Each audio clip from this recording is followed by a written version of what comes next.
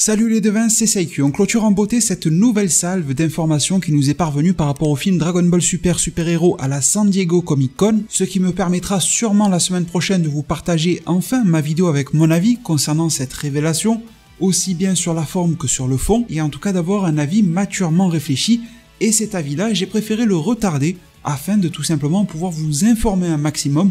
Je me suis dit que mon petit avis, ma petite personne, passait forcément après le fait de venir vous informer en priorité. Et des informations, je vous en transmets brièvement aujourd'hui, vous allez voir que ça va être assez riche malgré tout, avec ce que le trailer du film Dragon Ball Super, Super Hero, ne nous a pas dit et ne nous a pas montré, mais qui pourtant existent. Ce sont bel et bien là 4 informations supplémentaires que je vais vous transférer. Bon, pour la 4e, je le confesse, je vais tricher un petit peu, ça relève plus de la remarque et de la théorie, mais les 3 premières, vous allez voir, elles sont solides. Premièrement, le cas Vegeta. Vous avez remarqué qu'il se fait extrêmement absent dans les trailers. On l'a vu vite fait avec une image de lui avec sa chemise de Batman, un regard et un air de visage assez maléfique, tout comme Goku et Majin Buu. On se doute bien qu'il fait partie alors des plans sombres du ruban rouge, que ça soit aussi bien pour retourner le cerveau de Gamma 1 et Gamma 2 que pour en faire des clones, pour en faire une représentation erronée de ces derniers. Allez savoir, mais quelque chose se trame autour de ces trois-là. Mais bon, que ça soit au niveau des chara-design, du premier teaser qui ne montrait que Goku, de ce premier trailer assez complet qui nous montre beaucoup de personnages mais bizarrement pas de Vegeta, eh bien on peut se demander où est-il, où sera-t-il. Alors on a déjà été rassuré car dans le panel New York Comic Con, ils nous ont dit, les producteurs du film, de ne pas trop s'inquiéter, que Vegeta se montrera pour le film Super Hero mais dans un autre temps de communication, et qu'il était donc bel et bien là dans le film. Mais si il vous fallait une preuve supplémentaire, la voici. En même temps que la révélation du trailer, officiellement bien sûr, il a été montré le merchandising qui va être vendu par rapport au film Super Hero. Les toutes premières figurines ont été révélées. C'est en particulier les SH Figuarts qui sont donc articulés. Ce sont des modèles qui sont très appréciés mais qu'à titre personnel je kiffe absolument pas. Qu'elles soient sur Super Hero ou peu importe, c'est un style auquel j'accroche pas du tout. Enfin bon, chacun ses goûts, mais du coup on y remarque la présence de Vegeta. Et un Vegeta qui n'est pas du tout habillé en mode Batman ou quoi que ce soit, qui est d'ailleurs plutôt avec des vêtements nous rappelant ce qu'il peut avoir à la fois dans l'entraînement face à Son Goku dans le film Dragon Ball Super Broly, ou aux vêtements qu'il portait dans l'arc Majin Buu. Des vêtements donc sans le plastron Saiyan. On pourrait même se demander, c'est un abonné qui m'avait fait la théorie, si ce plastron ne sera pas enlevé par Vegeta durant l'arc Granola, arc qui est en cours en ce moment dans le manga. Je vais pas en dire trop pour ne pas spoiler, mais vous savez que comme dans tous les arcs de Dragon Ball, il y a des évolutions psychologique et physique des personnages, et vis-à-vis de l'évolution vers laquelle tend Vegeta, il pourrait peut-être tenter de faire table rase de son passé en enlevant définitivement son plastron. Pourquoi pas, c'est une théorie qui se tient. En tout cas, trêve de théorie, la présence de Vegeta est confirmée dans le film Super Hero, et pour continuer dans le lot des figurines, nous avons aussi les Gamma 1 et Gamma 2. Ces mêmes Gamma disposent du même type de figurines, et quand on les regarde de loin, on se rend pas trop compte de ce qu'il peut y avoir par rapport à ces derniers, mais quand on zoome un petit peu, je vous montre les deux côte à côte, on se rend compte que le diable est dans les détails, comme le dit l'expression. Tout simplement car dans le trailer, on se rend compte sur Gamma 2 par exemple, que lorsqu'il attaque avec son bras gauche, on peut apercevoir l'écusson du ruban rouge brodé en tout cas sur le haut de sa manche. Et là, lorsque l'on lorgne du côté des figurines, il n'y a rien, ni pour le Gamma 1, ni pour le numéro 2. Alors est-ce une erreur de conception de la figurine? Est-ce simplement car c'est une sorte de preview de la figurine avant la version définitive à l'achat? Ou alors est-ce tout bonnement lié au scénario de ce film? À savoir que Gamma 1 et Gamma 2 pourraient rejoindre l'armée du ruban rouge uniquement dans une deuxième étape, dans un deuxième temps dans le film. Et cela pourrait expliquer alors pourquoi on y voit des représentations maléfiques à la fois de Goku, de Buu et de Vegeta, pour les convaincre de se rallier à leur cause. En tout cas, c'est très énigmatique et on se pose beaucoup de questions. Il y en a un aussi à propos duquel on se pose beaucoup de questions, et c'est le personnage de Son Gohan. Il est totalement absent du trailer, pourtant c'est quand même sa fille qui est au centre de l'action. Piccolo, qui a été son mentor, qui est son deuxième père, est aussi très présent.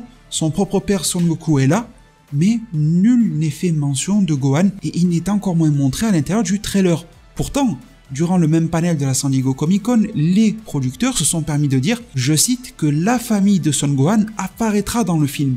Et vous me connaissez bien, j'aime bien me méfier des phrases qui nous sont lancées pour nous appâter. C'est-à-dire que en nous disant, oui, la famille de Son Gohan sera là, j'aurais tendance à me demander si Son Gohan en personne sera là ou non. Car la famille de Son Gohan, ça peut vouloir tout et rien dire. La famille de Son Gohan, ça peut être Gohan et ses proches, tout comme ça peut être uniquement ses proches, mais lui exclu. Eh bien, l'ami DBS Chronicle, sur sa page Twitter, nous a fait une remarque des plus intéressantes.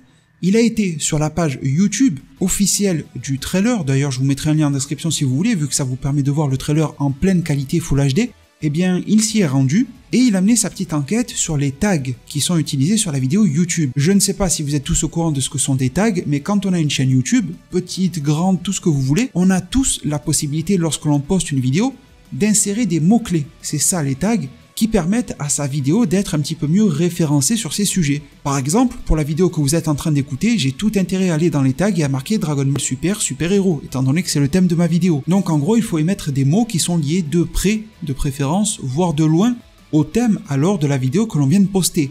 Et dans les tags liés à ce trailer, on peut y voir Dragon Ball Super, New York Comic Con, Broly, Masako Nozawa qui est la voix de Son Goku, mais il y a aussi des tags en japonais. Et parmi ces derniers, on peut y trouver des évidences comme Piccolo, mais surtout, on peut y trouver le nom de Gohan. Si Gohan est mentionné ici, c'est très sûrement que les ayants droit ayant posté cette vidéo et tapoté dans leur clavier ce petit mot-clé Gohan sont déjà conscients du fait qu'il y a une demande autour de lui et conscients du fait qu'il va y avoir des recherches associées à ce dernier, donc ça pourrait générer du clic autour du trailer. Mais je pense que là, nous sommes dans une bonne voie et qu'il serait légitime alors de se poser la question de si Gohan ou non sera dans le film et à mon avis, ce tag est plutôt un bon indice pour se dire que oui. Cela peut paraître comme étant une évidence, mais je préfère rappeler que dans le film Dragon Ball Super Broly, Gohan ne fait strictement aucune apparition. Pourtant, on y voit Pilaf, on y voit Goten et Trunks brièvement, on y voit beaucoup de monde, mais Gohan n'y est pas. Donc revoir Gohan dans le film Dragon Ball Super Super Héros n'est pas quelque chose d'acquis de base, et je pense qu'on s'en approche de plus en plus et c'est plutôt une bonne nouvelle. Pour clôturer dans cette vidéo-là, j'aimerais refaire un petit saut du côté des personnages Gamma. Aussi bien le 1 que le 2, peu importe, on ne va pas s'attarder sur les numéros, mais sur le Gamma. Alors je suis infiniment désolé envers l'abonné qui m'a proposé cette idée, que je vais reprendre maintenant. En tout cas, je t'en remercie infiniment, je n'ai pas réussi à te retrouver dans mes commentaires, mais sachez que l'idée ne vient pas de moi, mais de l'un d'entre vous, peut-être même qui m'écoute aujourd'hui, je t'en remercie vraiment, qui m'a mis sur la piste de quelque chose de très intéressant. À savoir que Gamma a forcément une signification. Et d'ailleurs, je comptais vous en parler. Mais il m'a mis sur une piste encore meilleure que celle que je pouvais avoir. À savoir que on nous introduit le ruban rouge.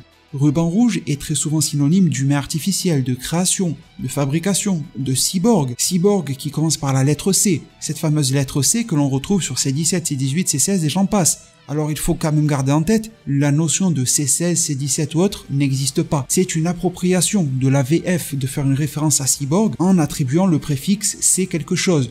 En japonais, on les appelle soit humain artificiel numéro 1 tel, ou alors tout simplement numéro 1 tel, numéro 18, numéro 17. Malgré tout, regardons un petit peu cette logique-là, parce qu'elle pourrait avoir du sens. Lorsque vous cherchez la définition de gamma, la première chose qui sort, et pourtant moi je croyais que ça allait être les rayons gamma, voire même le point gamma en astronomie, eh bien j'étais loin du compte. La première réponse qui sort en matière de définition de gamma, c'est qu'elle est la troisième lettre de l'alphabet grec. Elle correspond donc au G. Et lorsque l'on fait des recherches, on trouve que l'origine de la lettre C, qui est également la troisième lettre de l'alphabet, partage son point de création avec la lettre G. Elles proviennent de la même étymologie. Le G et le C ont la même base. Alors je vais vous épargner les détails en matière d'alphabet étrusque, alphabet grec et autres, mais en tout cas sachez que les deux sont en fait équivalents.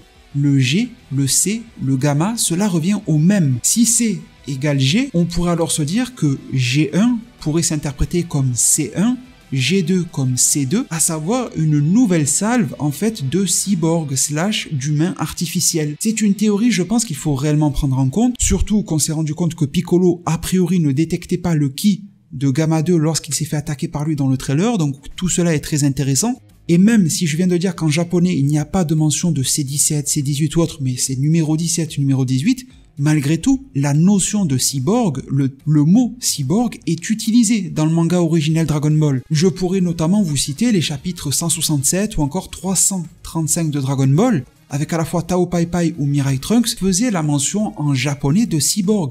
À la différence près qu'en japonais ça revient à dire Saebogu et que ça commence par la lettre S. Mais bon, si le terme de cyborg a été utilisé d'une manière ou d'une autre en japonais, depuis l'anglais, etc., ça veut bien dire qu'Akira Toriyama était conscient du terme originel, avec la lettre C. Est-ce qu'on est en train de ressasser ce type d'origine-là, et de remettre les humains artificiels / les cyborgs sur le devant de la scène, avec une nouvelle ère, et c'est pour cela que l'on recommencerait à partir du chiffre numéro 1. Une nouvelle ère qui apporterait donc son lot de nouveautés. Et à vrai dire, vous avez été très généreux en proposition à ce sujet, vous avez été nombreux à me dire peut-être que Gamma 1 et 2 possèdent des cellules de Jiren, de Hit, en tout cas de personnages qui proviennent d'autres univers. Peut-être qu'à terme, dans le film, ils vont avoir du ki divin. Et ça serait pour ça que l'on relance une nouvelle génération de nouveaux modèles de cyborgs. Donc tout cela peut devenir très vite intéressant. J'espère que la vidéo du jour, en tout cas elle-même, vous a intéressé, vous a informé et vous a diverti. N'hésitez pas à mettre un maximum de pouces bleus si c'est le cas. Merci vraiment pour tout. N'hésitez pas à vous abonner et activer la cloche. Prenez tous extrêmement bien soin de votre futur. Et à plus pour de prochains arts divinatoires.